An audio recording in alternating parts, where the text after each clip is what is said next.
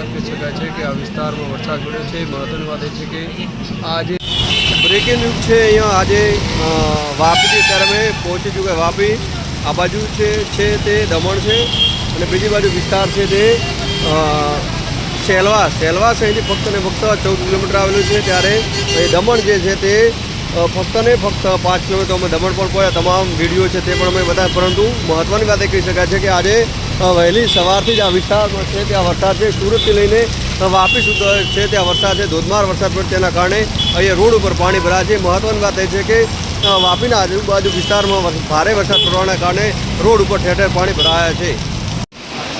સૌથી મહત્ત્વની વાત એ છે કે વહેલી સવારથી જ વાપી છે ત્યાં વરસાદ પડ્યો, ધોધમાર વરસાદ પડી રહ્યો છે। તો આપણે જે દ્રશ્યો બતાવ્યા છે તે અહીંયા વાપી રેલવે સ્ટેશન છે ત્યાંના છે। જોઈ શકો છો આપ અહીંયા વરસાદ છે તે ધોધમાર પડી રહ્યો છે।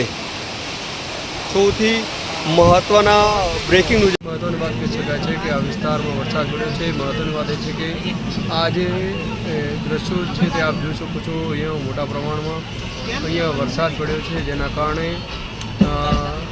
પાણી ચારે કોર દેખાઈ રહ્યું છે। જ્યારે જોયું ત્યાં પાણી સૌથી મહત્ત્વની વાત એ છે કે આજે મુસળધાર વરસાદ પડ્યો છે। વાપી, વલસાડમાં, બિલીમોરા વિસ્તારમાં સહિત અનેક વિસ્તારોમાં વરસાદ પડ્યો છે જેને લઈને પાણી ભરાયા છે। સૌથી મહત્ત્વની વાત એ છે કે બિલીમોરા વિસ્તાર છે, વાપી, વલસાડના વિસ્તારોમાં આજે વરસાદે ધમરોળ્યું જેના કારણે અહીંયા પાણી ચારેકોર પાણી જોવા મળી રહ્યું છે।